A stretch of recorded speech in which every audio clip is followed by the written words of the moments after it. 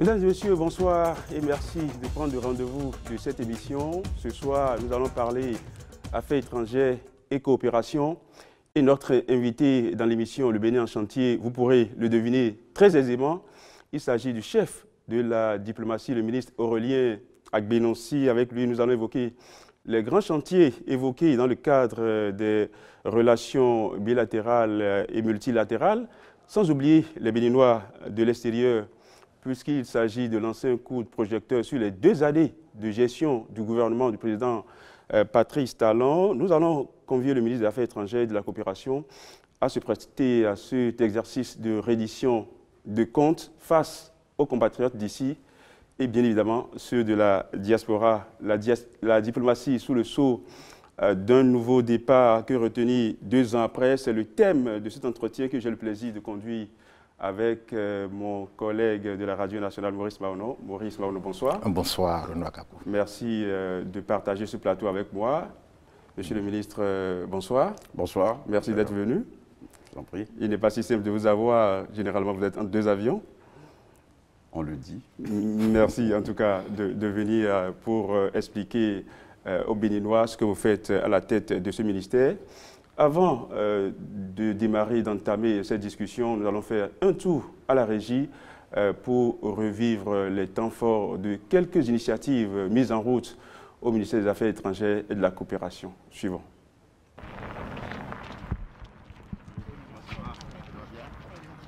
Ces images, qui datent du 13 avril 2016, jour du premier Conseil des ministres, sous l'ère du président Patrice Talon, n'ont subi aucune ride.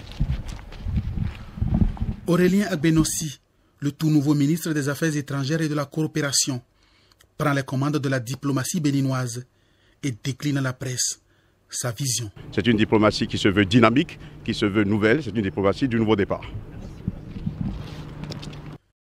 Mais 2 années se sont déjà écoulées après sa prise de fonction à la tête de la diplomatie. Et que retenir des acquis au plan de la coopération bilatérale et multilatérale.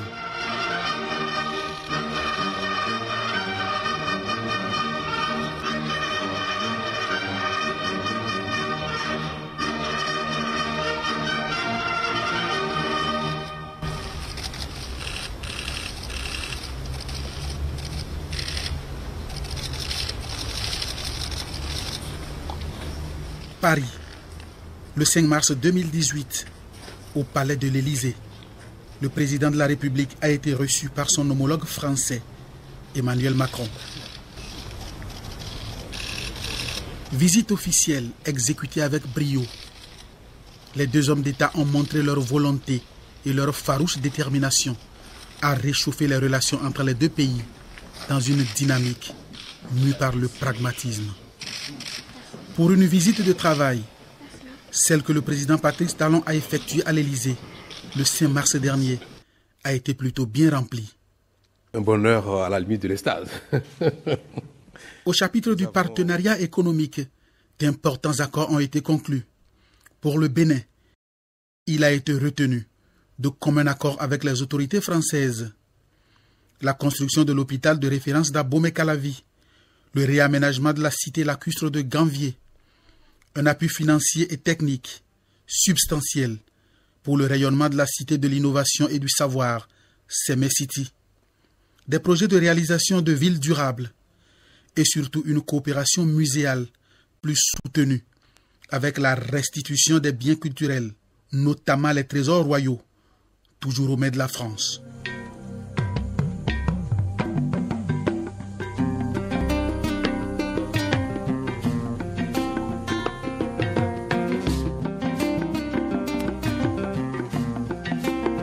Sous l'impulsion du président Patrice Talon et les efforts inlassables du ministre Aurélien Agbenonsi, la diplomatie s'est mise en branle avec tact et panache. Et à l'arrivée, des résultats concluants ont été engrangés.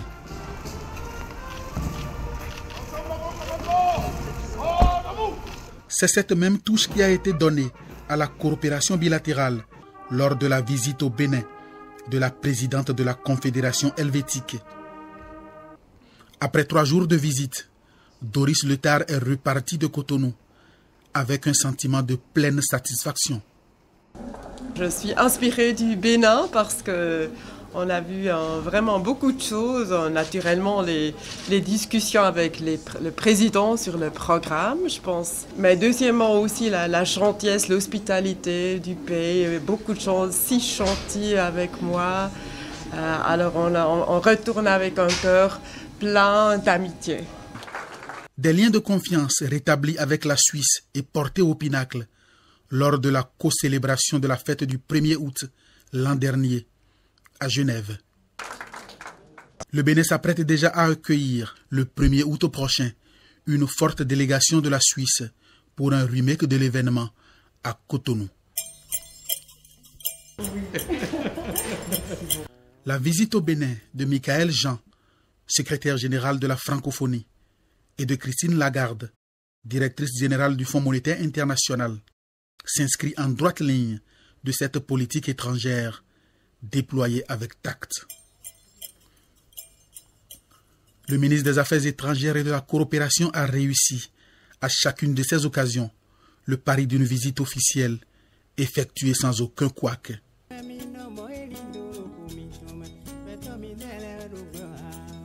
Auréolé de ses succès, Aurélien Agbenossi semble tout aussi rompu à la promotion d'une diplomatie économique qu'au réaménagement de la carte consulaire et diplomatique. Si rien n'est fait.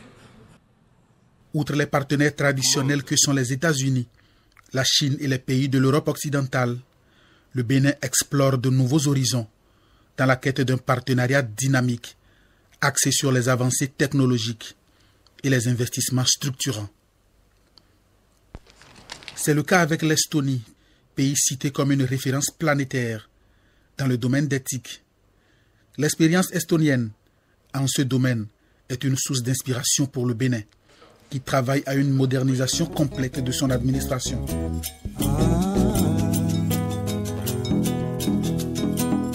Le rapprochement entre le Bénin et Singapour vise également à relancer et à approfondir les contours d'un partenariat gagnant-gagnant.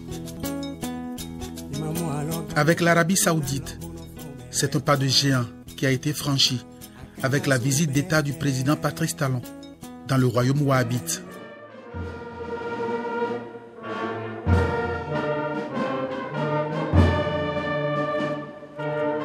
Dans l'histoire des relations entre les deux pays, c'est la première visite d'État d'un président béninois depuis l'indépendance. Et une ambassade d'Arabie Saoudite va bientôt s'ouvrir à Cotonou. Tout en s'offrant, sous la férule du ministre Aurélien Agbenossi, une présence de qualité sur la scène sous-régionale, régionale et internationale, le Bénin renforce ses liens avec le Rwanda, pays de l'Afrique de l'Est, reconnu comme un modèle en matière de développement économique et technologique.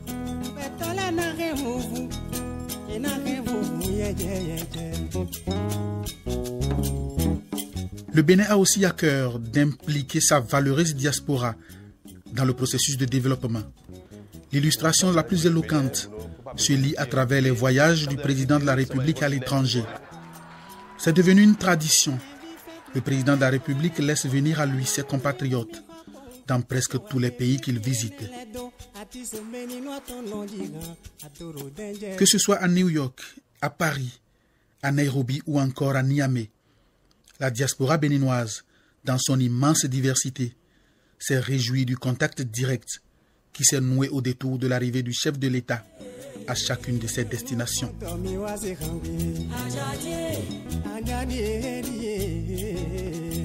Même si le Bénin a transformé certaines de ses ambassades en consulats généraux pour réduire le train de vie de l'État, l'objectif affiché par le patron de la diplomatie est de mettre à la disposition de ses compatriotes de l'étranger tous les services utiles pour les formalités administratives.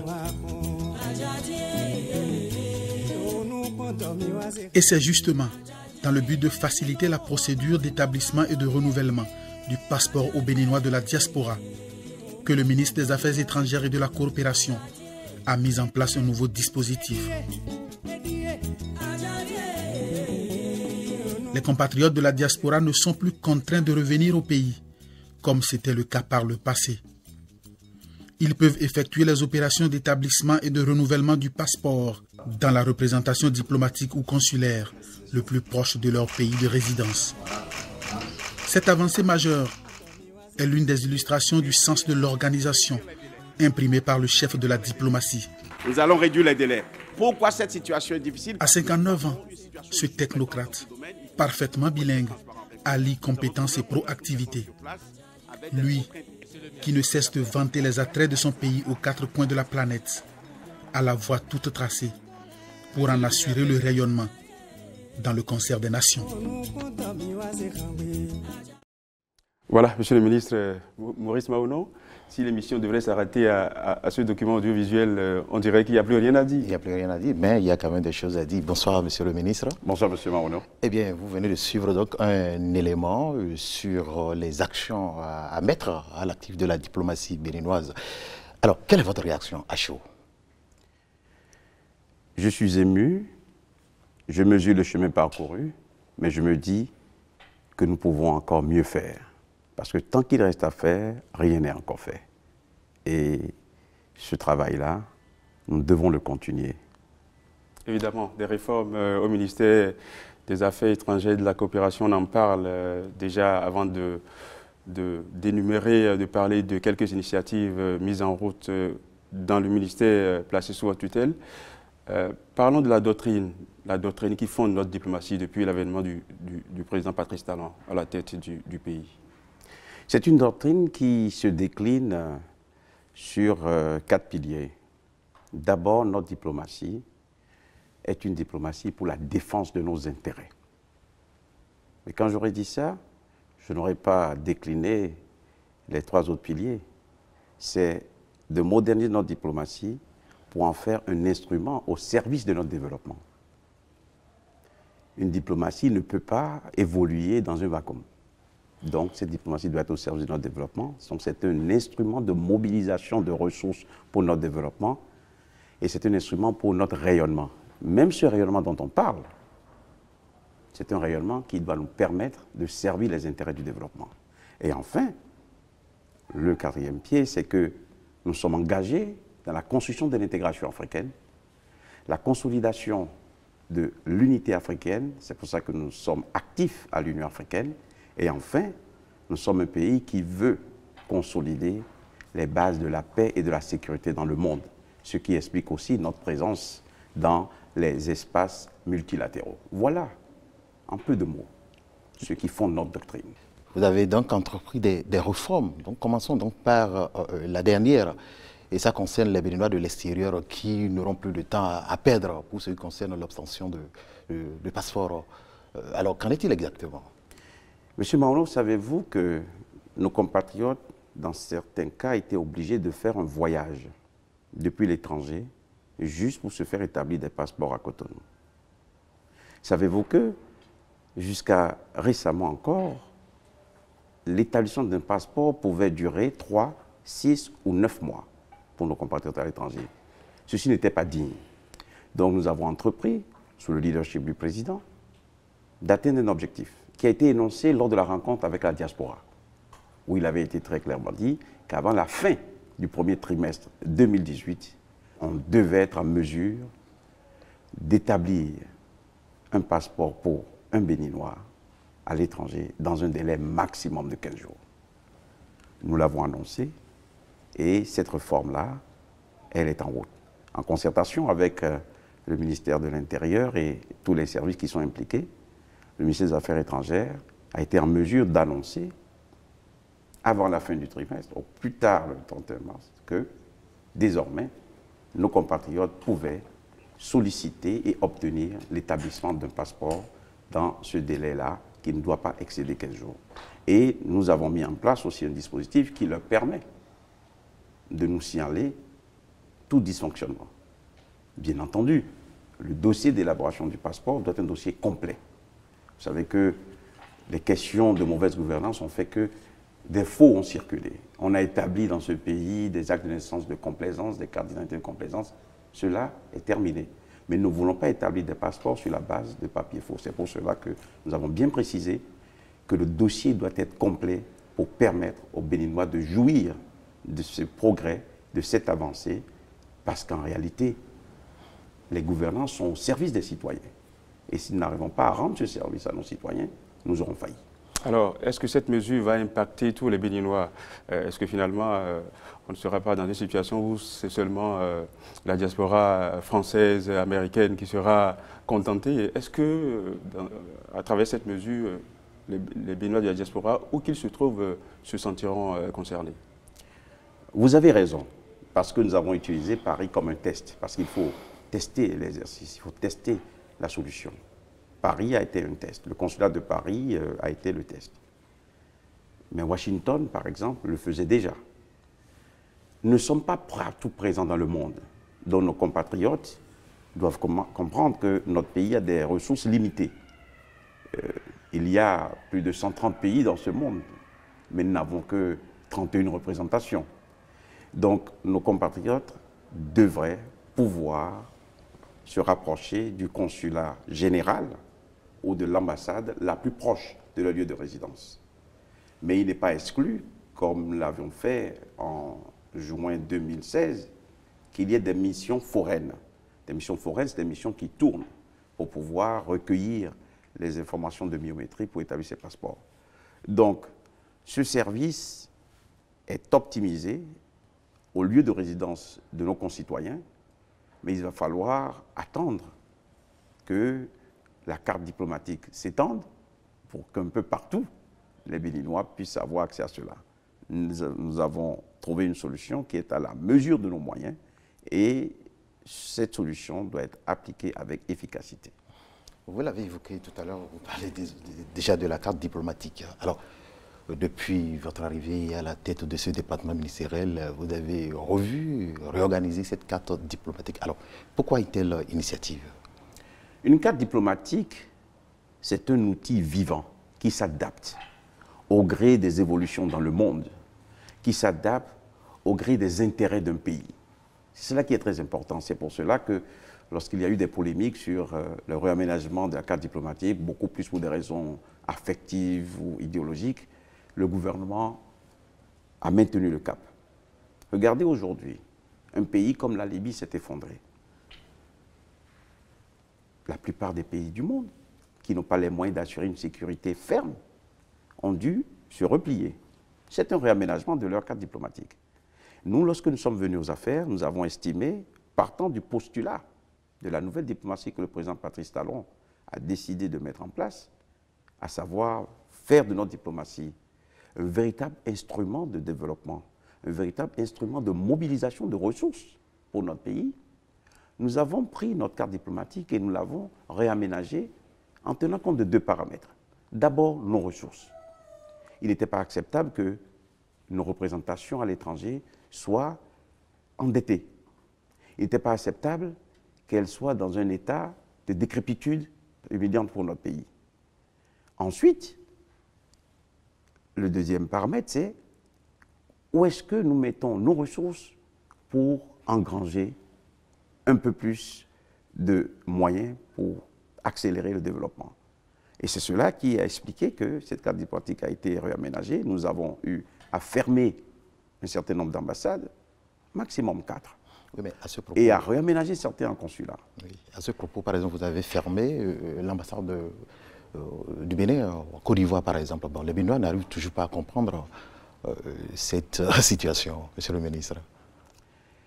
Nous avons toujours un ambassadeur accrédité près de la Côte d'Ivoire qui réside à Accra, tout comme l'ambassadeur de la Côte d'Ivoire près du Bénin réside à Accra et se rend ici régulièrement. Je vous défie de me montrer un bâtiment où s'est mis l'ambassade de Côte d'Ivoire à Cotonou. Donc, l'ambassade en Côte d'Ivoire a été transformée en consulat général. Et franchement, à 1 heure d'avion, appartenant au même espace francophone, même l'espace socio-culturel, pensez-vous que nous avons besoin d'avoir une ambassade dispendieuse dans ce pays? Et la proximité de nos présidents, de nos cadres, et le flux par la route, nous avons estimé que, pour le moment, un consulat général ferait bien l'affaire. Et je me suis rendu plusieurs fois en Côte d'Ivoire depuis ma prise de responsabilité. Cela fonctionne bien. Nous devons l'améliorer, nous devons réhabiliter le site, mais cela n'a pas touché ou n'a pas entamé la solidité de nos relations avec la République sœur et amie de Côte d'Ivoire. Monsieur le ministre, sans vouloir vous imposer un fastidieux exercice d'énumération des ambassades du Bénin à travers le monde, est-ce que pourriez nous décrire très rapidement le nouvel ancrage du Bénin à travers le monde? Comment se présente la nouvelle carte diplomatique du Bénin? C'est une carte qui se présente comme un outil qui essaie de toucher toutes les parties du monde et qui essaie de rééquilibrer notre présence au monde et notre interaction avec les endroits où ça se passe, les endroits où nous sommes capables de révéler notre pays pour pouvoir mobiliser des ressources. Nous sommes présents sur tous les continents. Les pays où nous avons eu à fermer ou à transformer notre ambassade en consulat sont couverts par des ambassadeurs qui ont un peu plus de mobilité aujourd'hui. Les pays où nous estimons que des enjeux importants existent pour nous ont été réintégrés dans l'espace de juridiction des ambassades. En un mot, cette carte se présente comme une carte qui est dynamique, qui varie, qui s'adapte et qui, au gré des intérêts et de l'intérêt que montre un certain nombre de pays, évolue. Je vous donne un exemple. Nous avions, pour des raisons économiques, fermé dans un premier temps Cuba. En temps, un développement nouveau est intervenu à Cuba. Cuba a décidé donc de rétablir ou de ne plus fermer son ambassade au Bénin. Et le Bénin aussi a rouvert, est en voie de rouvrir notre ambassade à Cuba. Parce que nous avons des programmes dans le domaine socio-économique, le domaine de la santé, pour un développement touristique, qui vont impliquer une forte interaction désormais avec Cuba. Donc vous voyez, c'est au gré des besoins de chaque pays que cette carte s'adapte, se réaménage. On pourrait dire que le Cuba est un partenaire traditionnel du Bénin. Cuba, autant que la Russie, ce sont des pays qui ont accueilli pendant longtemps des étudiants béninois. Au-delà de ces pays-là, aujourd'hui, le Bénin se tourne vers d'autres horizons, l'Estonie, le Rwanda plus proche de nous, récemment Singapour. Alors pourquoi ces destinations? Et l'Arabie Saoudite aussi. L'Arabie Saoudite. Vous savez, le président Talon nous dit souvent une chose. Aller vers les horizons où il y a des choses à apprendre. Aller vers les horizons où nous pouvons renforcer notre élan de bien faire, de mieux servir les citoyens du Bénin. Il est de notoriété qu'aujourd'hui, le Rwanda fait des scores exceptionnels en matière de développement. C'est pour cela que le président, dès son arrivée au pouvoir, a mis parmi la liste des pays prioritaires qu'il devait visiter la République du Rwanda, avec laquelle nous avons des relations de qualité exceptionnelle. Cotonou devient le hub de Rwandair, ce qui veut dire qu'il y a des retombées économiques. Nous avons conclu un accord sur la 7e liberté, la possibilité d'embarquer des passagers chez nous vers d'autres destinations, des destinations tierces. Et nous le faisons avec le Rwanda. Et nous avons un accord d'échange de cadres et d'échange de compétences. Beaucoup d'améliorations dans le e-administration, nous le faisons en lien avec ce pays-là. Quand on prenait l'Estonie, je me souviens que lorsque le chef d'État s'est rendu en Estonie, des citoyens ordinaires m'ont dit « Mais monsieur le ministre, qu'est-ce que ça veut dire l'Estonie? Qu'est-ce que vous êtes allé chercher là-bas » Et j'ai expliqué que l'Estonie, c'est le pays numéro 1 dans le e-gouvernement. C'est le pays où, aujourd'hui, et je suis sûr que vous avez vu ce reportage qui est passé sur une chaîne, je ne dirais pas concurrente, mais sur un grand média, où l'impôt, les actes de naissance, la vignette pour la voiture, les loyers, à partir d'une carte et assise chez elle, une mère de famille faisait toutes ces opérations, l'inscription des enfants, le suivi médical. Mais c'est vers ces personnes qu'il faut aller. Alors, vous savez, ce sont les images souvent qui parlent et les événements qui parlent. Le discours ne suffit plus aujourd'hui. Et j'ai été heureux qu'en 2017, l'ensemble de l'Union européenne est allé, les pays membres de l'Union européenne sont allés se réunir en Estonie sur les questions et les défis que pose le e-gouvernement et les nouvelles technologies. Et en expliquant cela, les responsables de plusieurs pays ont dit c'est parce que c'est en Estonie qu'il y a la réussite la plus avérée dans ce domaine-là. Donc, je ne suis pas peu fier que mon président ait choisi d'aller dans un pays où ça se passe avant même que l'ensemble de l'Union européenne soit rendu là-bas. Donc, voilà un peu ce qui explique les choix. Et la diplomatie, c'est vrai, c'est la science, c'est la pratique des relations entre les pays, mais cette pratique-là est basée sur une observation permanente. Permanente. Je vous disais tout à l'heure que nous avons décidé de transformer notre diplomatie en un instrument de mobilisation de ressources. J'ai donné mon accord à un ambassadeur qui m'a dit, monsieur le ministre, telle compagnie dont je vous avais parlé veut maintenant se rendre ici parce que le projet de création de son usine X est prêt et il souhaiterait que je puisse être avec elle. Les responsables souhaitent que cet ambassadeur vienne pour pouvoir les aider à mettre en place tout ce qui permettra à cette unité de production qui va utiliser 50 Béninois au départ, les accompagner ici pour que cette entreprise se mette en place. Et je viens de marquer mon accord. J'ai signé là ce matin en disant, oui, je vous autorise, monsieur l'ambassadeur, à accompagner cette entreprise. Voilà, voyez-vous, un exemple concret pour vous donner une belle transition. ma vie, la vie de tous les jours. Et quand il s'agit de décisions parfois plus importantes, le président immédiatement réagit. Je dis, monsieur le président, il y a tel enjeu. Que faisons-nous? Voici ma suggestion. Il dira, oui, allez de l'avant, ou il dira, assurez-vous que telle précaution est prise, et puis vous allez de l'avant. C'est ça une diplomatie. Oui, mais il y a quand même certains choix qui étonnent les Béninois. Si je prends le modèle rwandais, en matière de démocratie quand même, ce n'est pas un pays qui est cité en exemple. Donc c'est là où... C'est quoi l'exemple de la démocratie? Expliquez-moi. Je retourne la question, monsieur le ministre. Mais pour moi, une démocratie, c'est une démocratie qui permet aux citoyennes et aux citoyens d'un pays de jouir des biens, de jouir de services sociaux, de vivre en sécurité sur leur espace géographique. Il ne m'appartient pas de juger le modèle politique rwandais. Ce que je retiens, c'est que le Rwanda est un pays qui fait des progrès économiques impressionnants.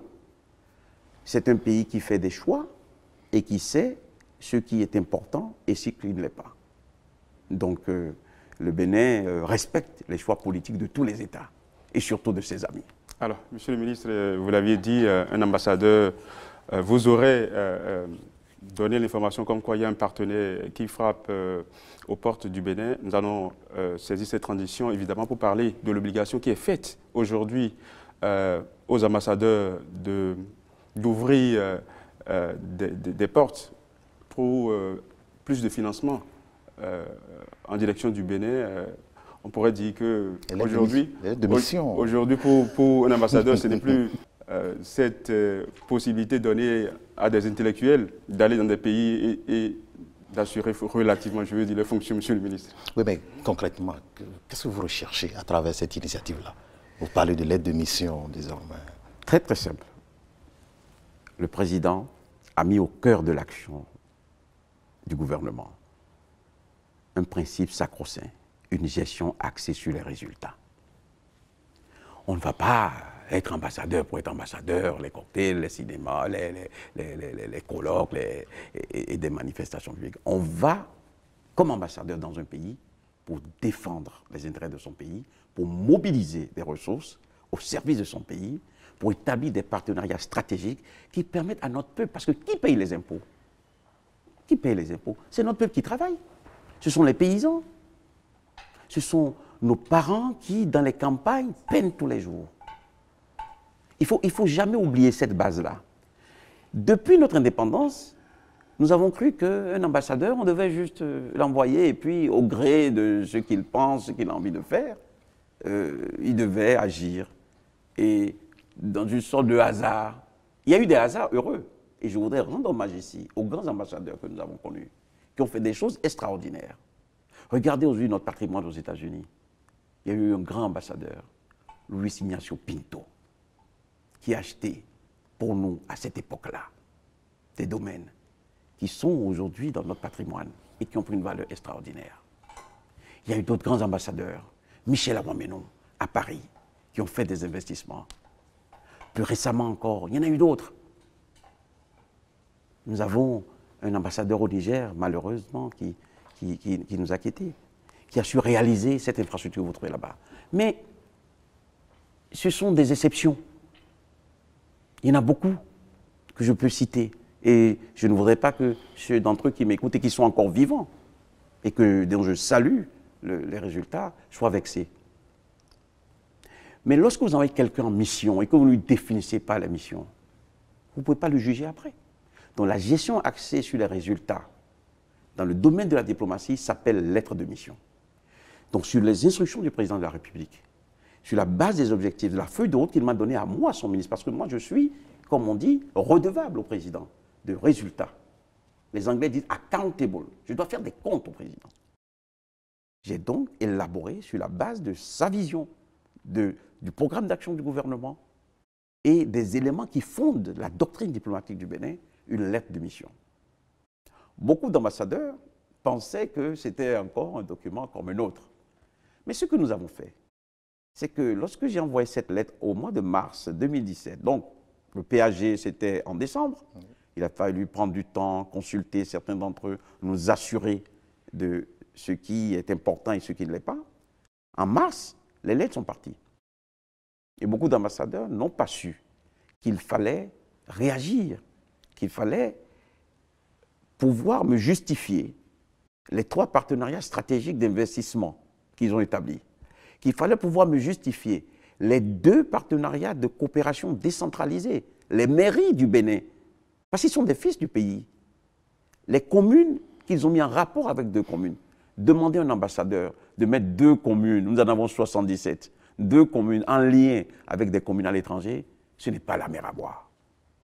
Et ensuite, les activités culturelles qu'on leur demande, parce que la diplomatie aussi, c'est promouvoir notre culture, c'est aider à révéler notre pays dans ce qu'il a comme richesse. On ne va pas dire le Bénin est potentiellement riche. Non, le président veut qu'on aille au-delà du potentiel. Il faut que nos citoyens qui souffrent, que nos citoyens qui produisent les richesses, et qui sont les plus silencieux, vous avez remarqué, sur des campagnes, sont les plus silencieux. Ils souffrent, ils ploient sous le poids de leurs travaux.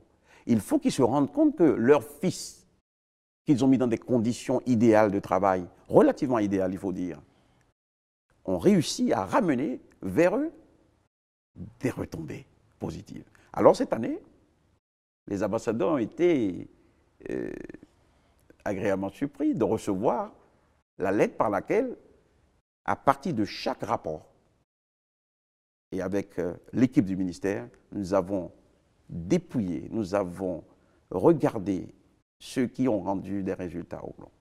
C'est-à-dire que l'évaluation a été faite. L'évaluation a été faite. Au bout, est-ce qu'il y a une sanction? Absolument. Il y a une sanction positive. Lorsque je félicite un ambassadeur en disant « Très bien, vous avez bien fait, je reste à votre disposition pour qu'on aille plus loin ». Et ceux qui n'ont pas envoyé leur rapport, ou ceux qui m'ont envoyé un rapport dans lequel il n'y a aucun résultat, il y a un avertissement. Est-ce que vous essayez de dire des cas concrets? Il y a des cas, mais je ne vais pas les citer ici. Je respecte les hauts fonctionnaires de mon pays. Il y a des cas. Et une administration est aussi basée sur ce qu'on appelle, je ne dirais pas un secret professionnel, mais la discrétion qui sert à un certain nombre de choses. Mais là, un ambassadeur, j'aurais pu le citer, mais je ne le cite pas, m'a dit, monsieur le ministre, vous m'avez secoué parce que votre lettre maintenant fait que d'abord considérer ma demande de visite comme annulée. Mais monsieur le ministre, bon, ces derniers temps, on a lu dans la presse internationale comme quoi l'ambassadeur du Bénin près Paris aurait été rappelé. Est-ce que c'est dans ce cadre-là ou... Ce n'est pas sur un plateau de télévision que je gère le mouvement de mes hauts fonctionnaires qui sont à l'étranger. La décision de nommer ou de rappeler un ambassadeur appartient au président de la République. Et vous comprenez bien que ce n'est pas ici que je dirais oui, non, telle personne est rappelée ou telle personne va partir. Monsieur le ministre, nous allons évoluer dans la discussion, parlons un peu culture. Le Bénin est un pays exceptionnel, un pays riche de son potentiel. Vous avez dit que vous avez une démarche qui va dans le sens de la promotion de nos ambassadeurs culturels. On l'a vu à quelques occasions lorsque vous rencontrez le corps diplomatique. Eh bien, vous laissez venir à vous certains de nos artistes, certains de nos grands sculpteurs. Alors, dites-nous un peu le sens de la démarche et les résultats que vous avez pu engranger à ce niveau. C'est des résultats qui sont palpables. D'abord, le rayonnement d'un pays, c'est aussi le rayonnement culturel. Et il commence par ici, par la vitrine. Après avoir fait le ménage dans la maison, le ministère des Affaires étrangères, et mis des instruments pour rendre compte, non seulement aux citoyens, mais informer les diplomates accrédités auprès de nous. C'est cela qui explique les briefings diplomatiques tous les trimestres que nous faisons, pour dire ce que nous faisons, et les citoyens écoutent. Ah bon, ceci se passe. Parce que la redevabilité est une chose importante dans le nouveau départ. Il faut rendre compte de ce qu'on a fait. Nous avons décidé de mettre en place un programme d'exposition. Ce n'est pas très cher. Parce que si nous, Béninois, ne montrons pas au monde, ne révélons pas au monde nos artistes, si nous ne révélons pas au monde nos plasticiens, mais qui va le faire à notre place? C'est à nous de vendre Julien Sizougan, c'est à nous de vendre Bamous, de vendre Charlie d'Almeida et bien d'autres encore. J'en oublie, de très grands. C'est à nous de le faire. Alors ce que j'ai décidé de faire, c'est tous les 2 mois, d'organiser dans les locaux du ministère des Affaires étrangères, qui est un bâtiment prestigieux, avec beaucoup de murs blancs, d'organiser une exposition d'art plastique avec un artiste très connu et un qui est un peu moins connu, mais qui n'est pas moins talentueux. À partir de ce moment-là, à la fin du 2e mois, nous faisons une journée porte ouverte, un samedi. Les citoyens peuvent venir et les expatriés peuvent venir. Je vois qu'il y a un peu plus d'expatriés, mais progressivement, nous éduquons notre élite et notre peuple à aimer aussi la création de nos enfants. Mais je comprends les contraintes qui font que certains n'ont pas le temps de venir. Mais nous allons continuer. Et à la fin de cette exposition, j'essaye, malgré les ressources particulièrement limitées et les priorités nationales qui vont vers le social, j'essaye d'acquérir pour le ministère une œuvre d'un des artistes connus et de celui qui est un peu moins connu. Ce faisant, nous allons établir un fonds d'œuvres que nous allons envoyer dans nos ambassades plus tard, mais aussi meubler le ministère. Il n'est pas normal qu'un représentant étranger se rende au ministère des Affaires étrangères et que dans la salle où le ministre les reçoit, ou un directeur, ou le secrétaire général, le directeur de cabinet les reçoit, qu'il n'y ait pas une œuvre béninoise. Et je peux vous dire que les artistes me l'ont bien rendu. J'ai reçu plusieurs d'entre eux, Kofi Gaou, j'ai reçu Charlie d'Almeida, j'en ai vu plusieurs qui ont dit « Enfin, nous nous sentons valorisés ». Ce n'est pas seulement à l'étranger que les gens vont chanter notre gloire, nous nous sentons valorisés. Et ça, nous allons le continuer. Nous allons faire en sorte que nos citoyens qui viennent, qui produisent, le fassent. Vous avez dû remarquer, lorsque j'ai des manifestations culturelles, je demande à des groupes traditionnels de venir chanter la gloire de notre pays. Je demande à des artistes modernes de venir chanter dans le ministère. Et ça fonctionne. Nous avons eu quelqu'un comme Zénab, nous avons le Ballet National. Est-ce que vous savez que le Dahomey, notre Bénin, a gagné dans les années 60 le premier prix à Paris au Théâtre des Nations par son ballet? Mais ce passé-là qui est glorieux, il faut le faire revivre et le dépasser. Donc c'est cela aussi, l'action de rayonnement culturel que je conduis, que j'entends sous l'impulsion du président de la République, qui est un passionné, un féru de culture, comme vous le savez. C'est cela que j'essaie de pousser, de promouvoir. Alors, dans la tête des résultats, de très bons résultats, est-ce qu'il y a un tandem qui se construit entre le ministère des Affaires étrangères et de la coopération et le ministère de la Culture, par exemple? Je pense que tout le monde sait que le ministre de la Culture, du Tourisme et des Sports, le ministre Omeki, est un ministre avec lequel on me voit souvent. Non seulement nous sommes des collègues au gouvernement, nous sommes des amis, et nous avons la vision partagée de ce que doit être notre rayonnement culturel. Donc ce tandem, il fonctionne de manière dynamique et de manière permanente. D'ailleurs, nous sommes présents ensemble sur le grand chantier de la coopération que nous essayons d'établir pour le retour de nos biens et pour la coopération muséale autour de cela. Justement, vous avez aussi entrepris des réformes au niveau de la centrale, mais avant de les énumérer, nous allons dire encore une autre mesure que vous avez eu à prendre en direction des Africains cette fois-ci, c'est qu'ils n'ont plus besoin de visa d'entrée pour venir au Bénin. Alors, est-ce qu'on... Les sanctions de visa aux ressortissants africains. C'est une grande décision du président Patrice Talon, qui n'a pas peur de prendre les mesures qu'il faut pour que l'investissement soit favorisé, qui n'a pas peur de joindre l'acte à la parole. Il ne s'agit pas de pérorer pour dire nous sommes pour l'unité africaine. Vous êtes pour l'unité africaine, vos frontières sont fermées à vos frères. Vous êtes pour l'intégration et les autres Africains ne peuvent pas rentrer chez vous. Donc le président Talon a annoncé à la fin du mois d'août 2016 que désormais tout Africain peut rentrer ici, à Cotonou, sans visa, pour un séjour de 3 mois maximum.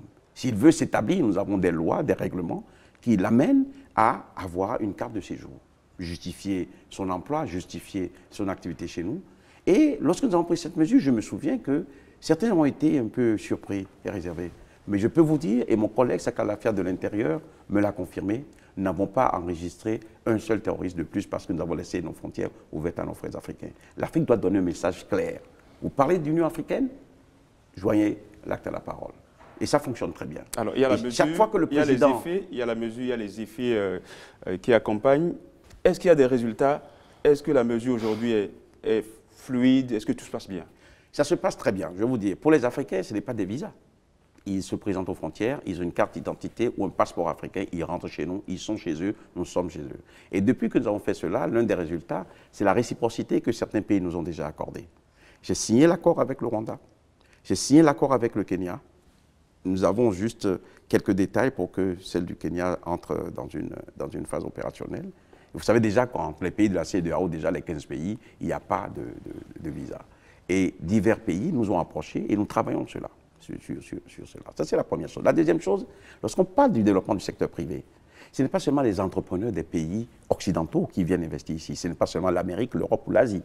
Vous avez aujourd'hui des capitaines d'industrie africains. Mais quand un homme d'affaires africain veut venir travailler avec un homme d'affaires béninois et qu'il doit aller chercher un visa à 500 km ou à 300 km de chez lui, il n'est pas encouragé à le faire. Mais aujourd'hui, vous avez des partenariats qui s'établissent entre les Africains. Et l'homme d'affaires qui veut quitter l'Afrique du Sud ou qui va quitter le Kenya, qui va quitter le Sénégal ou le Maroc pour venir au Bénin, il sait qu'il n'a pas de visa, il vient directement, il fait ses affaires, il discute avec son partenaire et les choses avancent. Ça, c'est la première chose. Deuxièmement, nous voulons mettre, le président a fait un programme d'innovation, l'éducation. Nous allons faire la Cité internationale de l'innovation et du savoir, CEME-City. Nous allons investir dans l'éducation.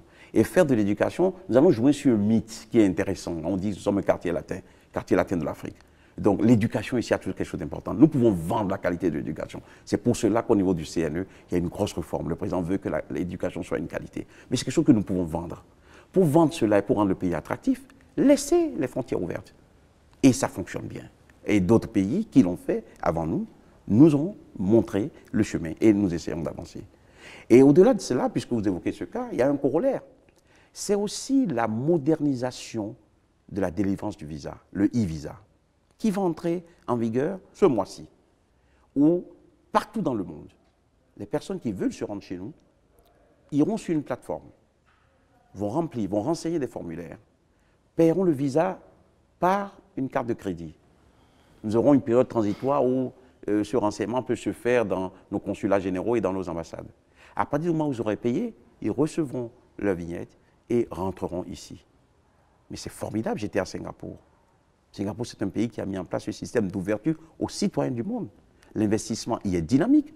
La présence, l'interaction dans divers domaines se passe de manière extraordinaire. Et le Bénin est capable de le faire. Nous sommes un peuple intelligent. Le président l'a dit dans son message à l'occasion de ses 2 ans au pouvoir. Il a foi en l'avenir de ce pays. Et je crois que c'est le rôle aussi des ministres d'avoir foi en l'avenir de ce pays. Moi, j'y crois fortement. Je crois profondément. C'est pour cela que je suis le cap. On va y arriver. On va réussir. Alors, dites-nous, quels sont les différents secteurs ou les différents compartiments qui ont été touchés par ces réformes-là? Oui, c'est vrai. Il y a eu, lorsque le président m'a donné ma feuille de route en disant il faut moderniser l'outil de la diplomatie béninoise.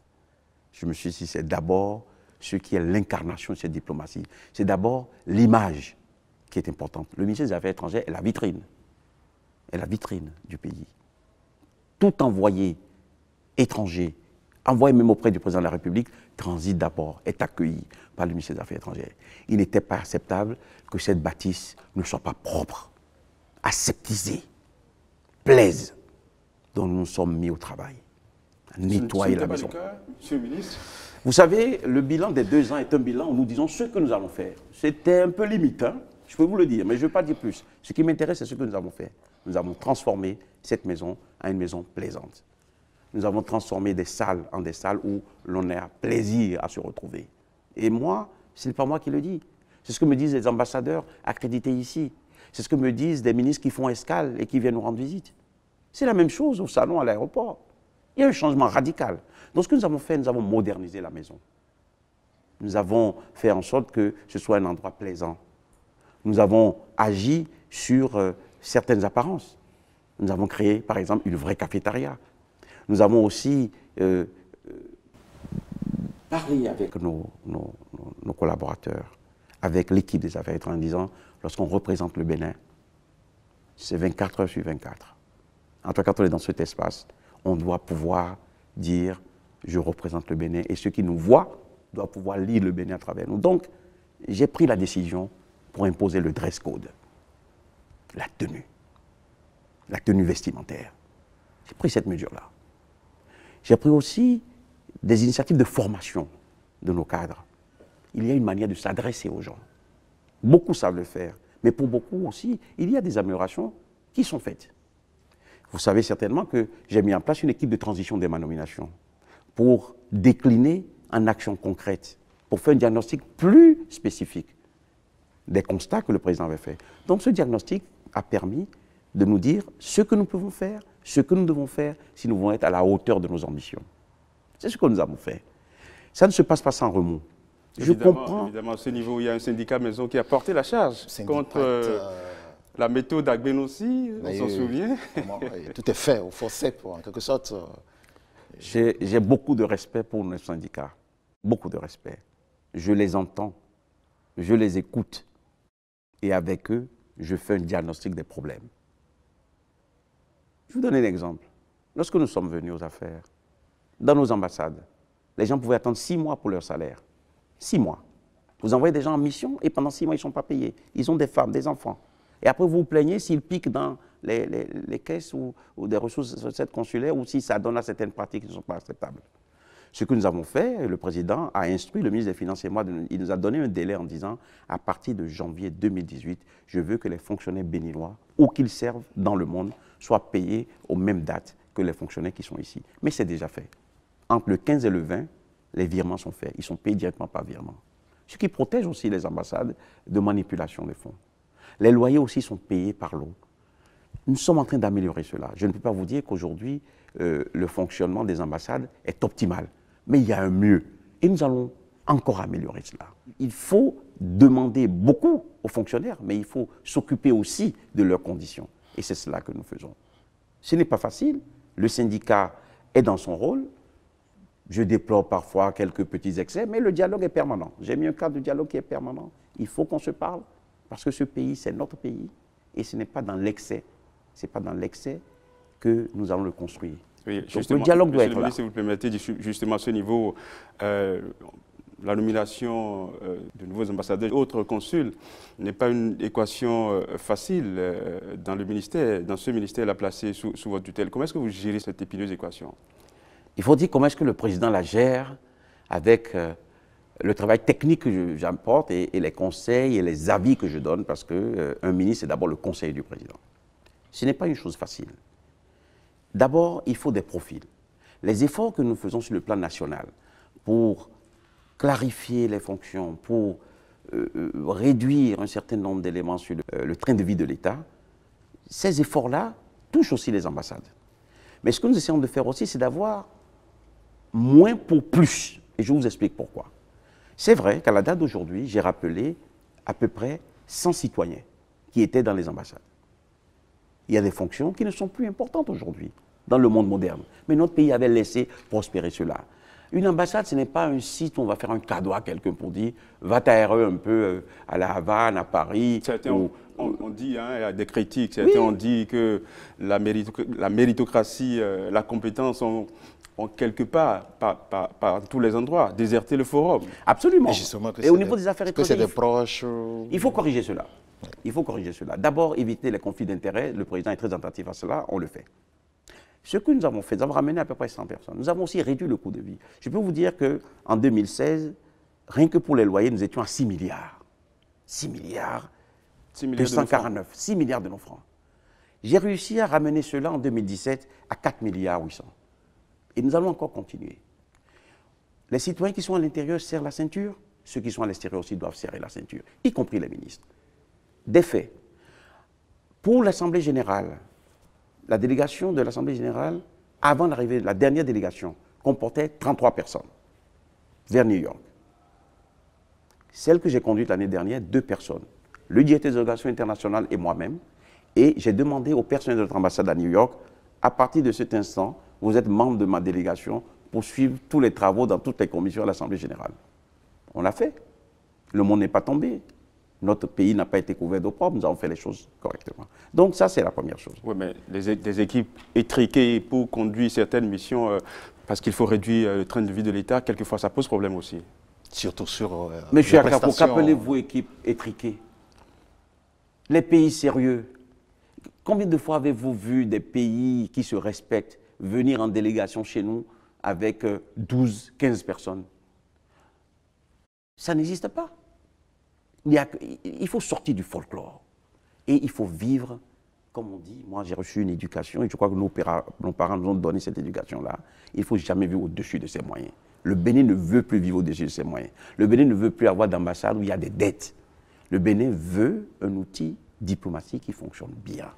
Donc c'est ce que nous avons fait. Nous avons réduit très sérieusement, vous prenez le cas des voyages. 17 milliards pour les voyages, pas seulement du ministère des Affaires étrangères, mais les voyages de l'État en 2015. En 2007, nous sommes à moins de 3 milliards. C'est l'effort du ministère des Finances, mais c'est aussi l'effort du président, surtout qui a dit, lorsque les voyages sont inutiles, lorsqu'il s'agit d'aller faire de la figuration, le Bénin n'est plus dans ce jeu-là. Beaucoup de gens croient que la diplomatie, c'est être figurant partout. Nous ne sommes pas un pays de figurants. Nous sommes un pays qui veut travailler et qui veut aller là où sa présence est utile et nécessaire. Donc dans le choix des ambassadeurs, c'est difficile. Il y a des problèmes. Nous avons des gens très compétents, mais qui n'ont pas été mis dans les conditions de rendre les services qu'ils devaient rendre. Et sur ce plan-là, un programme de formation est en cours. J'ai mis en place, pour les ambassadeurs qui sont désignés, un programme d'immersion avant d'aller en poste. Pour eux, mais aussi pour les conjoints. Parce que l'épouse de l'ambassadeur ou l'époux de l'ambassadeur représente aussi notre pays. Et pour les attachés financiers, pour les cadres intermédiaires aussi, les attachés diplomatiques, un cours d'immersion. Voilà ce qu'il faut faire, voilà ce qu'il ne faut pas faire. Les doux et les dons, ce qu'il faut faire, ce qu'il ne faut pas faire. Ça, c'est très important. Nous l'avons fait. Donc, le profil du diplomate va changer progressivement. Mais il n'y a pas de changement sans soubresaut. Je comprends énormément. Certains jeunes qui, au départ, se sont dit, on va aller aux affaires étrangères parce qu'on va se retrouver dans une ambassade, on va gagner 3, 4 fois, 5 fois. Mais ce n'est pas ça le but du diplomate. Le diplomate va défendre des intérêts. Il fait en sorte que son action soit au service du développement du pays. Et là, nous ferons de la croissance. Et là, nous aurons plus de ressources. Et là, oui, nous pourrons faire la fête. Mais avant cela, il faut des efforts. Justement, Monsieur le Ministre, nous allons parler maintenant du Bénin avec ses voisins immédiats. Et quand on parle de voisin, c'est bien au Nigeria que la plupart des Béninois pensent. Qu'en est-il exactement de vos rapports avec le géant de l'Est? On ne voit pas trop le président au Nigeria, là. Je ne comprends pas que les gens pensent que le président Talon doit être au Nigeria tous les jours. Il est président des Béninois. Il est élu par les Béninois pour travailler au Bénin pour les Béninois. Nous sommes allés au Nigeria plusieurs fois. D'abord, le président a fait sa visite de courtoisie que nous impose le fait de venir nouvellement aux charges. Les gens se sont un peu inquiétés à cause du temps que cela avait mis. Mais je vous en prie, soyons décents. Le président du Nigeria ne pouvait nous recevoir que quand son agenda et sa santé pouvaient le permettre. Ce qui est le cas, je ne peux pas dire plus que ça. Tout le monde comprend de quoi je parle. Et le président a été bien reçu. Mais avant cette visite de travail qu'il a effectuée, parce que vous savez au passage que le président Talon ne fait pas de visite officielle ni de visite d'apparat. Il dit toujours, lorsque nous préparons ces missions, il dit visite de travail. Et je crois que c'est bien, c'est un message aussi. Nous avons été pour la réunion sur la sécurité, avant même la visite. Mais le président du Nigeria a reçu le président dans ses appartements privés. Et ils ont discuté, ils ont devisé. Après cela, il y a un livre qui a été écrit en hommage au président Buhari pour montrer ce qui s'est passé entre Buhari, président militaire, et Buhari, président civil, dans un système démocratique intégral, comme c'est le cas aujourd'hui au Nigeria. Le président Buhari a invité moins de 5 chefs d'État pour participer à la présentation de ce livre. Et le président Talon était parmi eux. Et chaque fois que nous sommes dans des conférences internationales, chaque fois que nous étions à Nairobi, nous étions à Abidjan, nous étions à New York, mais le président Boari et le président Talon se voient. La diplomatie, ce n'est pas de s'afficher permanemment chez le voisin, c'est même indécent. Nos relations avec le Nigeria sont des relations excellentes. Et j'ajoute même une touche personnelle. Le ministre des Affaires étrangères du Nigeria et moi-même sommes des amis parce que nous sortons de la même institution et nous nous parlons permanemment.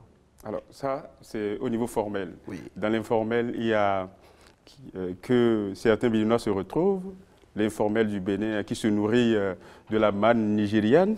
Alors comment expliquer à ce Béninois-là qui doit acheter le carburant un peu plus cher, qui doit acheter des produits difficilement au Nigeria, ou qui voit moins de Nigérians venir dans nos marchés au port pour acheter des véhicules. Alors comment expliquer à ce Béninois qui ne voit pas moins de proximité entre le Bénin et le Nigeria quand cela se répercute sur le secteur économique? Merci, M. Akapo, vous avez là touché le vrai problème.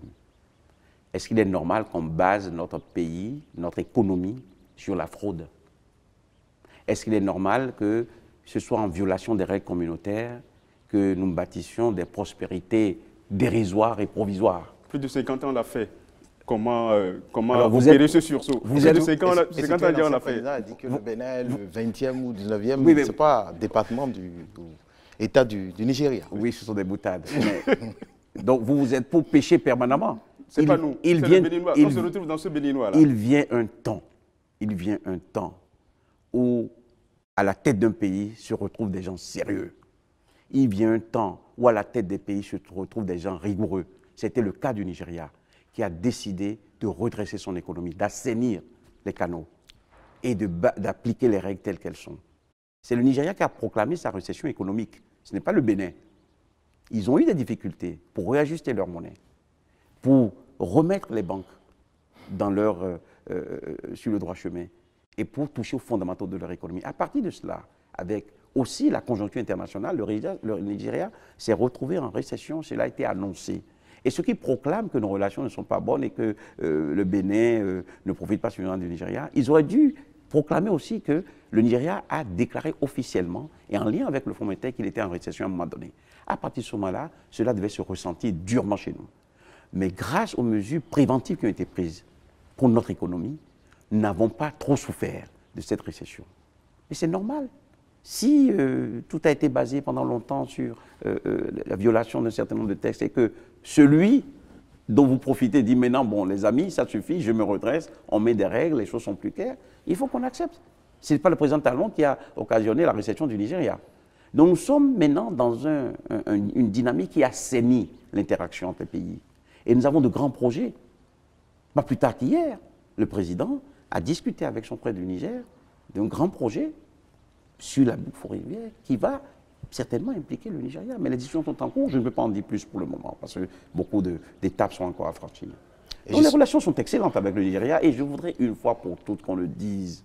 Parce que, vous savez, des gens opinent souvent sans avoir les éléments qu'il faut. C'est un président de ce pays qui disait à l'époque, lorsqu'on n'a pas fait d'enquête, il ne faut pas qu'on prenne la parole. Et je crois qu'il faut qu'on se rappelle de cela et qu'on l'applique désormais. On a donc commencé par le Nigeria. Alors, et par rapport aux autres voisins immédiats toujours, quelles sont les relations que le Bénin entretient avec ces pays? Le président n'avait même pas encore prêté serment lorsqu'il s'est rendu chez son frère, le président Faure. Il n'avait même pas encore prêté serment. C'était l'une de ses premières sorties. Et nous sommes allés au Burkina. Le président a été décoré Grand Croix du Burkina. Il a été au Niger. Et là, nous rentrons encore du Niger. Il a été au Niger au moins 3 fois. Mais qu'est-ce qu'on veut? Mais le président de la République, c'est le président des Béninois. Il est au travail tous les jours. Je vous dis personnellement, je préfère que mon président soit là, en train de regarder les études qui sont faites, le travail qui est fait, les performances, plutôt que d'être dans la figuration, plutôt que d'aller et de venir. Et c'est ce que nous faisons. Et c'est ce qui explique peut-être ces absences, je dirais, hein, des sommets internationaux, par exemple l'Union africaine, l'humour. Monsieur Maounou, le président était au dernier sommet de l'Union africaine. Un pays est représenté par son chef d'État ou par des plénipotentiaires. Plénipotentiaire, c'est quelqu'un que le président donne le pouvoir de représenter notre pays et qui accomplit cette mission correctement. Il est arrivé que pour un sommet de l'Union africaine, le président de la République ait donné les pouvoirs au ministre d'État, Pascal René Koupaki, de le représenter. Moi, c'est mon travail quotidien, de porter la parole du président, de représenter notre pays dignement, de faire en sorte que notre voix soit entendue. Le président était à l'Assemblée générale des Nations Unies, c'est constant. Le président était à l'Union africaine, c'est constant. Le président était au sommet de la CEDEAO, c'est constant. Alors, il a été au Conseil de l'Entente, c'est constant. Alors, on ne peut pas, et donnez-moi un seul pays dont le président participe à tous les sommets, toutes les réunions. Vous savez, si on devait le faire, le président ne serait jamais ici. Et c'est vous-même, les hommes des médias et nos amis qui sont sur ces réseaux sociaux, qui disent « Ah, mais le président, il n'est pas là. » Nous, notre président est au travail, son gouvernement est au travail. Et lorsque la mission n'est pas pertinente, je peux vous dire une chose. Lorsque la mission n'est pas pertinente, le président, il dit non. Et je fais beaucoup de choses, je vais vous dire. Je suis probablement un des ministres des Affaires étrangères qui reste beaucoup au pays. Parce que dans les pays, on a un ambassadeur qui est compétent. C'est un séminaire qui va durer une journée ou une conférence où notre présence n'est qu'à l'ouverture. Un ambassadeur peut nous représenter. Mais nous essayons d'équilibrer la chose. Et c'est dans cet équilibre-là. Parce que la diplomatie aussi, vous avez utilisé au début de l'émission le mot tact. C'est du tact. Et c'est le jugement des choses. Et c'est de la géométrie variable. Hein. Voilà. Oui, mais justement, par rapport à ces sommets, il y a quand même ce qu'on voit, la diplomatie officielle. Mais à côté, il y a la diplomatie parallèle, bilatérale. Alors, c'est le chef d'État qui peut quand même mener toutes ces actions-là. Mais si on ne le voit pas, est-ce que vous ne voyez pas que ça fragilise un peu le Bénin? Monsieur Bordeaux, la diplomatie, ce n'est pas du spectacle. Vous ne pourrez jamais savoir le nombre de chefs d'État avec lesquels un autre chef d'État devise, converse dans une journée. Le président rencontre beaucoup de présidents. Monsieur le ministre, nous allons faire... Et la rencontre aujourd'hui, vous savez très bien que ce n'est pas seulement la rencontre physique. Nous rentrons de Niamey, nous avons le président, il s'y faut. Ça peut être retenu comme un fait. Lorsqu'on a des priorités, lorsque le pays est dans l'état où on l'a trouvé, c'est un équilibre qu'il faut rechercher. Le président n'a aucune aversion pour les voyages. Il n'a aucune aversion pour les sommets. Mais il met un ordre de priorité. C'est comme la question des visites des chefs d'État ici. Et je suis heureux que vous ayez présenté au moins la visite de la présidente de la Confédération et d'autres personnes très importantes. Là également, certains Béninois trouvent qu'il n'y a pas suffisamment de chefs d'État qui visitent le Bénin. Oui, bon. Alors, on aura fait visiter, on aura reçu 10, 20, 15 chefs d'État et on n'aurait pas eu les ressources pour payer les travailleurs. Je crois qu'eux-mêmes vont rentrer dans un mouvement qui sera encore plus violent. Non. Je pense que nous avons expliqué, et je réexplique encore, nous avons trouvé aussi les édifices publics dans un état qui mérite correction, réhabilitation. Nous sommes dans ce mouvement-là, ça c'est une des premières raisons. La deuxième raison, et la plus importante, mais c'est nos priorités.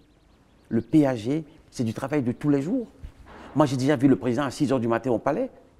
J'ai déjà assisté à des réunions à 7 h où le président était là déjà depuis plus d'1 heure. Et tout le monde sait qu'il y a du travail, les études, les ajuster, éviter qu'on ait des éléphants blancs. Nous ne sommes là que depuis 24 mois. Oui, mais monsieur le ministre, nous sommes sortis, nous sommes revenus. Alors, les chefs d'État qui vont visiter le Bénin, je peux vous dire, il y en a plusieurs, il y en a beaucoup. Il y a même des invitations qui sont déjà lancées. Vous verrez. Moi, vous savez, je préfère la démonstration par le fait, par les actions. Vous verrez des chefs d'État ici. Oui, pour le moment, nous sommes en train de mettre de l'ordre dans ce que nous faisons. Nous avons des priorités, la santé des Béninois, l'école des Béninois, les cantines scolaires, le numérique, le redressement de nos comptes. C'est des choses qui sont importantes. Et quand c'est comme ça, vous savez, les Anglais disent quelque chose, first thing first. Les premières choses, elles sont prioritaires d'abord. On est en train de le faire et nous aurons des chefs d'État qui viendront. Il y en a qui sont venus, n'est-ce pas? Oui, mais... Bon, voilà. Mais... Et la gestion d'un État ne se mesure pas à l'aune du nombre de chefs d'État qui viennent fouler le sol de ce pays. Ce n'est pas vrai. Monsieur le Les ministre, gens opinent, ils ne savent pas ce que ça veut dire. Monsieur le ministre, on parlait de l'Union africaine. Très bien. Nous allons faire une allée simple Addis Abeba-Kigali. On se rappelle récemment, il y avait un document important qui portait sur la zone de libre-échange à l'échelle panafricaine. Le Bénin a exprimé son accord de principe, mais c'est gardé de signer le document. Qu'est-ce qui se cache derrière une telle posture? Rien ne se cache, c'est une démarche qui a été très clairement expliquée par le Conseil des ministres qui se tenait le jour même où, après une analyse, avant de nous rendre à ce sommet, nous sommes tombés d'accord que nous signerons la déclaration de Kigali, qui montre la volonté de notre gouvernement, la volonté du Bénin de faire partie de la zone de libre-échange continentale. Ça, c'est la première chose. Mais maintenant, il y a un certain nombre de préalables, un certain nombre d'études. Nous avons une économie qui est en train de se construire, donc nous devons prendre un certain nombre de précautions. Il y a des études supplémentaires et un certain nombre de précautions qu'il faut prendre. Nous aurons pu signer, et de toute façon, il n'était même pas nécessaire, le protocole sur la libre circulation des Africains. Nous avons anticipé avant tout le monde. Mais l'accord global comportait ce jour-là, il fallait signer 3 documents, l'accord global, le protocole sur la libre circulation des gens et le protocole sur un certain nombre de questions économiques. Mais à ce niveau, nous avons souhaité... Quelle pourrait être la crainte du Bénin? Le Bénin craint quoi? Le Bénin aime prendre ses précautions. Le Bénin, qui est redevable devant ses citoyens des choix qui sont faits à l'étranger, voulait que ceci se fasse sur une base consensuelle. Donc, un dialogue avec la représentation nationale, un dialogue avec la communauté économique, c'est-à-dire avec les promoteurs, avec les opérateurs économiques, je voulais dire, pour que tout le monde soit au diapason. Le gouvernement comprend très bien cet accord. Mais est-ce que nous avons suffisamment diffusé, expliqué à nos compatriotes ce que cela signifiait, ce qui allait changer dans leur vie? Nous avons estimé qu'il y avait 2 choses à faire. Certaines études préalables, complémentaires, parce que nous pensons et nous avons étudié de manière indépendante. Parce que être aussi dans le concert des nations, ce n'est pas être un peu comme un mouton de Panurge. Oui, mais rappelons que cette initiative a été portée par Paul Kagame. Mais c'est pour cela que nous avons signé la déclaration. Partenaire. Et par le président Issifou, nous avons signé la déclaration de Kigali. Oui, mais c'est justement pour supporter le Nigeria. Parce que le Nigeria n'était pas... Le Nigeria n'a ni signé la déclaration de Kigali, ni l'accord, parce que le Nigeria a estimé qu'il avait aussi des consultations internes supplémentaires à faire. Et nous, ce n'est pas en concertation avec le Nigeria. Nous avons déjà au moins signé la déclaration pour réaffirmer notre volonté de participer à la zone. Mais maintenant, il y a des études préalables qui sont prévues, il y a des concertations en interne qui sont en cours, et des services techniques qu'il faut mettre en mesure de bien comprendre où nous allons. Nous avons estimé que l'internalisation était encore plus nécessaire, que certaines études préalables et certaines conditions préalables devaient être remplies. Et c'est pour cela que nous sommes dans une dynamique de nous mettre en ordre pour pouvoir signer au moment opportun cet accord-là. Voilà. Maurice, peut-être un mot sur le retour du Maroc dans l'Union africaine? Oui, justement, quelle a été la position du Bénin par rapport à ce retour du Maroc? Le Bénin a été très favorable au retour du Maroc à l'Union africaine. On ne peut pas parler d'Union africaine en laissant un pays important hors du jeu. Il faut aller au-delà de ce qui s'est passé lorsque les États membres, à l'occasion de la création de la République arabe sahraoui, sont arrivés à un malentendu, malheureux d'ailleurs, qui a fait sortir le Maroc. Donc le Bénin a défendu cela. Le président Talon fait partie des premiers à marquer son accord et signer une lettre pour dire « nous souhaitons que le Maroc soit membre de l'Union africaine ». Le Bénin soutient également l'adhésion du Maroc à la CEDEAO, puisque... La question de la CEDEAO est un peu plus complexe. La question de la CEDEAO est un peu plus complexe et pose plusieurs questions. Et nous nous sommes alignés sur la position de la CEDEAO elle-même qui a dit que cette question nécessite des études supplémentaires. Le niveau d'industrialisation du Maroc, la position géographique du Maroc, un certain nombre de choses commandent que les pays de la CEDEAO, en tenant compte de leurs économies, en tenant compte de leurs impératifs, puissent aller un peu plus loin dans l'analyse, dans l'étude. Donc, le Bénin est aligné sur la position de la communauté, de la CEDEAO, pour une étude, pour que lorsqu'une décision sera prise, qu'elle soit une décision bien renseignée. C'est cela aussi. Est-ce que concrètement, le Maroc, qui est de l'autre côté, qui n'est pas situé en Afrique de l'Ouest, est-ce qu'une adhésion, ça ne pose pas un problème? Vous évoquez une question géographique. Oui. Donc, Ce qui veut dire qu'il y a encore des études à faire. C'est pour cela que nous sommes alignés sur la position de la CEDEAO, qui est la position qui aujourd'hui prévaut. Et au dernier sommet de la CEDEAO à Lagos, les chefs d'État ont dit que la question restait inscrite, mais nécessitait des études supplémentaires. Donc nous avons depuis Monrovia, convenu que des approfondissements étaient nécessaires pour permettre de prendre une décision juste en ce qui concerne l'adhésion du Maroc à cet espace communautaire qui est le nôtre. Alors, des investissements structurants, des investissements durables pour concrétiser le PAG, vous l'avez toujours dit, le Bénin se tourne aussi vers les pays du Golfe, l'Arabie Saoudite, avec cette visite d'État, on peut se poser la question de savoir les retombées. Mais beaucoup de retombées. Beaucoup de retombées. D'abord, l'Arabie Saoudite est un pays pivot. Je ne parle même pas de la dimension spirituelle où c'est le lieu, vous savez, le roi est le gardien des lieux saints de l'islam, déjà. Ensuite, ce pays, c'est quand même le pays qui abrite la BID, de la Banque islamique de développement. C'est aussi un pays qui a un fonds important, le fonds saoudien, avec lequel des accords ont été conclus. Vous savez que la BID aussi est en charge du financement de plusieurs projets.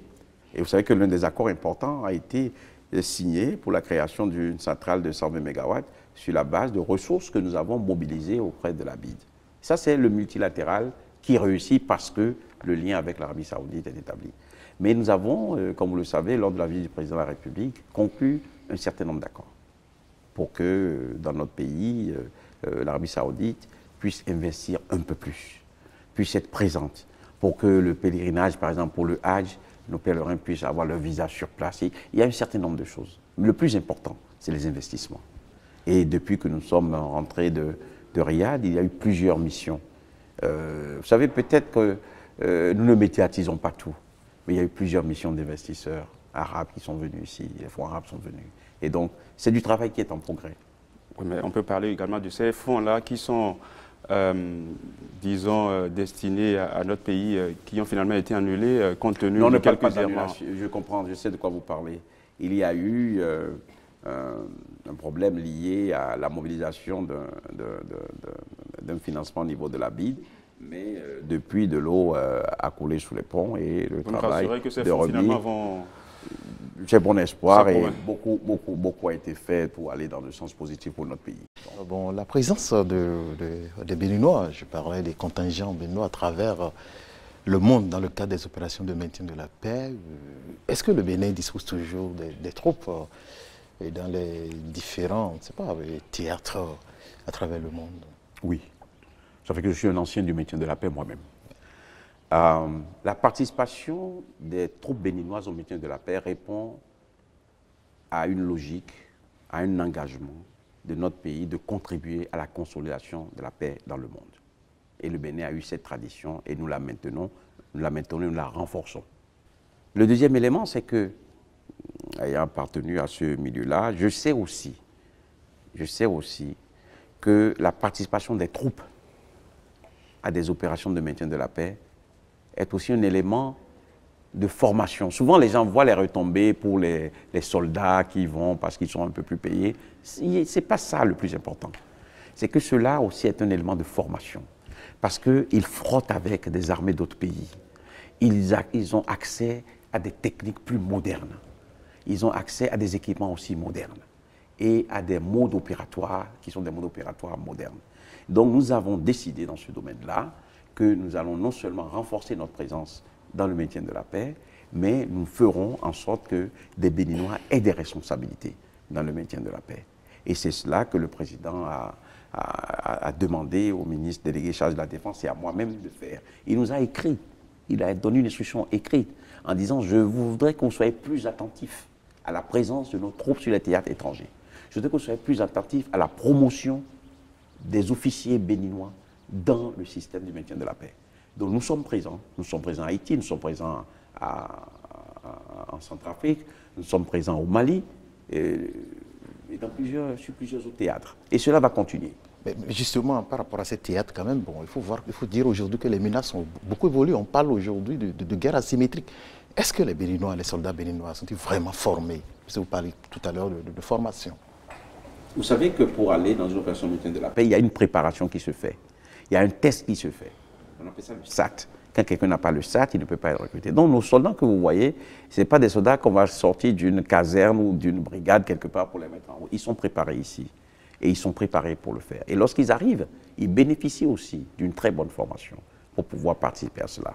Je touche du bois et je souhaite qu'aucun de mes compatriotes ne revienne de ces missions-là blessés ou que nous ayons des pertes. Jusque-là, nous avons eu un passage heureux dans les opérations de maintien de la paix et il faut souhaiter que cela continue. Autrement dit, en termes de bilan, il n'y a pas eu de bilan macabre à ce niveau? Non, nous ne sommes pas parmi les pays qui ont eu des pertes dans les opérations de maintien de la paix.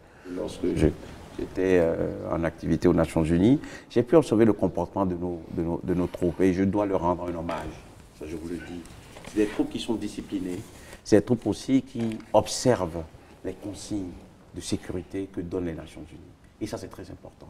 Donc il faut saluer cette présence de nos policiers, la présence de nos militaires sur des théâtres et de ceux qui ont pris des responsabilités dans certains cas.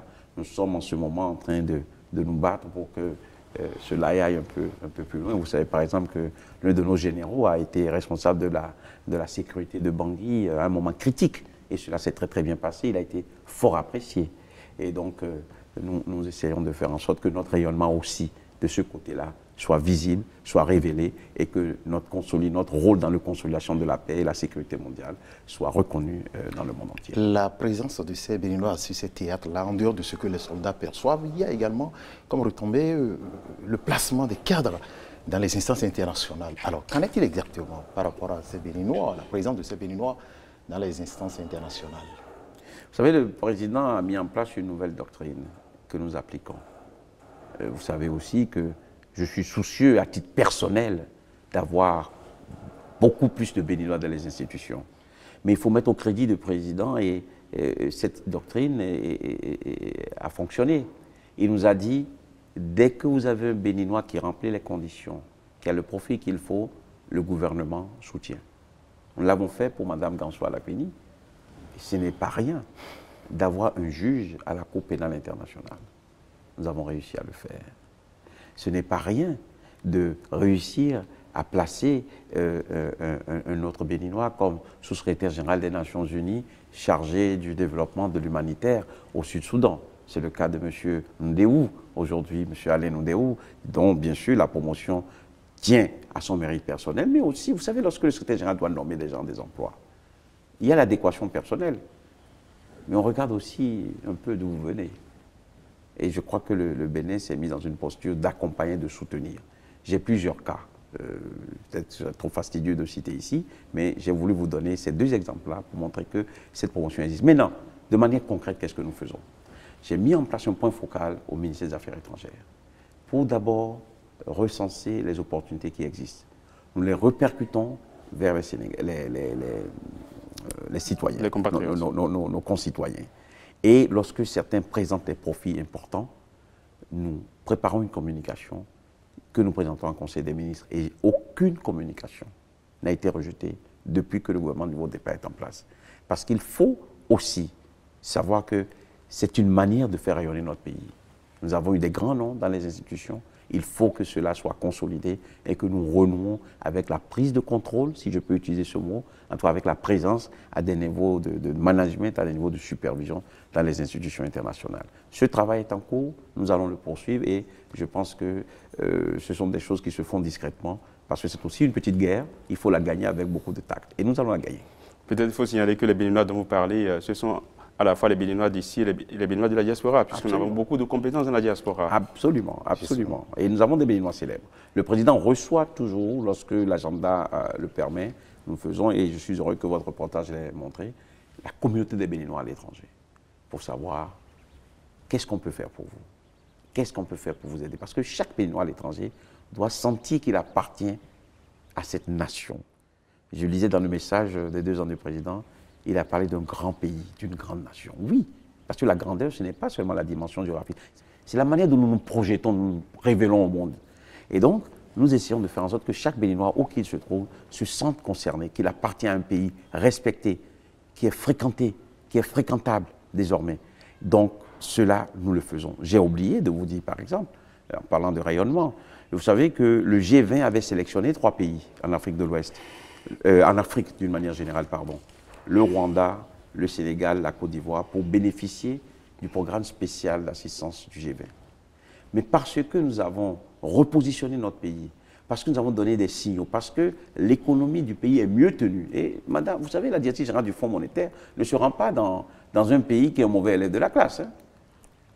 Et quand elle vient et qu'elle proclame que les fondamentaux sont bien tenus et que les promesses qui ont été faites sont tenues, c'est quelque chose d'important. Et désormais, le Bénin est le 4e pays que le G20 a sélectionné. C'est important. Cet événement est passé un peu trop banalement, mais c'est important de le dire, que les efforts qui sont faits à l'intérieur influencent aussi l'extérieur. Donc, cette chose est très très importante dans le rayonnement du pays, dans les progrès que nous faisons pour être respectés. Aujourd'hui, nous sommes très invités. Le ministre des Finances est régulièrement invité dans des forats économiques. Moi-même, je suis invité dans plusieurs conférences. Si je devais répondre favorablement à toutes les invitations, jamais je ne serais sur le territoire. Parce que les gens ont besoin de voir, de savoir, de dire, mais attention, il se passe quelque chose dans ce pays. Invitons quelqu'un de ce pays-là. Pour des Béninois qui sont dans la diaspora, qui veulent investir dans leur pays d'origine, qui veulent apporter une contribution, est-ce que vous travaillez à une certaine organisation pour les impliquer davantage? Parce qu'il faut mettre toute la confiance qu'il faut pour rassurer nos frères de la diaspora qui veulent, nos frères et sœurs évidemment de la diaspora qui veulent plus s'impliquer. Mais vous savez, les mesures qui sont faites pour rendre le pays attractif sont des mesures qui ne vont pas s'appliquer de manière discriminatoire à nos propres compatriotes. Il y a de nombreuses initiatives. Moi, je rencontre beaucoup de jeunes qui, parce que le pays va mieux, viennent investir. Donc, des dispositions sont prises tous les jours. Moi, je participe à des entretiens que le président a avec nos compatriotes lorsque nous sommes à l'étranger, où il leur explique, voilà ce qu'on peut faire, où nous créons des conditions attractives, parfois même préférentielles pour nos compatriotes, pour investir. Parce que, en permettant à un Béninois de venir investir chez lui, mais vous lui permettez de créer des emplois, mais vous répondez aussi à quelque chose qui est affectif en lui. Et les Béninois, je dois vous dire, sont très attirés par leur pays. Et donc, je voudrais dire que ce soit les mesures qui sont prises pour créer les zones économiques spéciales, que ce soit les mesures qui sont prises pour favoriser l'investissement, parce que parfois ces Béninois, ils ont des nationalités étrangères, n'est-ce pas? Que ce soit les mesures qui sont prises pour permettre de sécuriser les investissements dans le pays ou les modes de recrutement. Toutes ces mesures-là bénéficient. Il y a le foncier également. Il y a le foncier. C'est vrai que le chef de l'État lance ces appels-là, discute avec ses compatriotes de la diaspora, mais ici, il y a une question de suivi à l'interne, il faut y travailler. Bien sûr, je suis tout à fait d'accord avec vous. C'est pour ça que je vous ai dit, beaucoup est fait pour la diaspora, mais tant qu'il y a encore à faire, rien n'est encore fait. Nous allons continuer. Et lors de la réunion du mois d'octobre à Paris, des questions très pertinentes ont été posées par les Béninois, qui avaient des idées concrètes, pratiques, et nous avons apporté des réponses. Vous avez évoqué la question des passeports tout à l'heure. C'est important, c'était dramatique, mais aujourd'hui, c'est réglé. Vous avez évoqué l'entrée des Béninois à l'aéroport de Cotonou. J'ai vu que vous avez fait un reportage il y a quelques mois sur la manière dont les Béninois maintenant sont accueillis chez eux. Moi, j'étais ému. Parce que vous savez, lorsque vous revenez de voyage, dans ma situation, on ne passe pas forcément par le même endroit. Mais une fois le ministre des Finances et moi-même, nous sommes passés à cet endroit-là. Pourquoi on l'a fait? Parce qu'une Béninoise est rentrée en vacances et nous a dit, vous savez, je suis fier d'être Béninoise. La manière dont on est traité maintenant quand nous rentrons chez nous, nous avons ce privilège-là, le passeport béninois, avec il y a du mieux, Bénétaxi. Monsieur le ministre, Bénétaxi. C'est des choses qui sont importantes. Monsieur le ministre, quelques secondes pour refermer cette émission. Nous sommes quasiment à la fin. Mais je souhaiterais qu'on dise un mot de la coopération muséale. C'est vrai que tous les regards sont braqués sur le quai Branly après la récente visite de travail du chef de l'État à Paris. Il y a eu des annonces. du côté de cette coopération muséale, qu'est-ce qui se dessine très brièvement pour... Très brièvement, c'est très très important. Comme dit le président, nous ne sommes pas dans la revendication. Nous sommes dans une démarche constructive. Il y a beaucoup de nos objets historiques qui appartiennent à un patrimoine historique commun. Nous avons une histoire commune avec la France, il ne faut pas l'ignorer. Donc nous sommes tombés d'accord, les deux présidents de la République ont discuté, et aujourd'hui nous sommes dans une démarche d'une coopération muséale et patrimoniale. Et vous avez vu, lors du point de presse à l'Élysée, le président Macron a immédiatement annoncé la nomination de 2 personnes qu'il a chargées de faire avancer cette initiative-là. Il a annoncé que le directeur général du musée du Camp-Branly se rendrait au Bénin avant la fin du semestre. Mais je peux vous annoncer que dès la semaine prochaine, à la fin de la semaine prochaine, le directeur général du Quai Branly, du musée du Quai Branly, sera ici. Nous avons aussi constitué déjà le comité de personnalités scientifiques de haut niveau. Le président les a désignés. Ce comité va travailler avec cette personne-là. La commande qui est faite par les 2 chefs d'État, c'est d'abord de commencer par une grande exposition qui aura lieu ici. Et le travail est en cours. Donc sur ce plan-là, sur le plan de la formation des conservateurs, nous n'avons pas assez de conservateurs. Sur le plan des infrastructures qui sont prévues dans notre développement, dans le développement touristique, dans le PAG, le musée des Arts Vaudou à Porto Novo, les arènes, le musée à Ouida, le musée d'Abomey. Tout ceci se met en branle pour que cette coopération muséale se passe. Ce n'est pas de la revendication, c'est de la formation, c'est de mettre au service des nôtres ce qui nous appartient et pour qu'ils le voient. Donc des copies seront faites, des objets seront aussi symboliquement transférés. Donc sur ce plan-là, ça fonctionne très bien. Rappelons aussi que le président Macron a été invité pour une visite officielle au Bénin.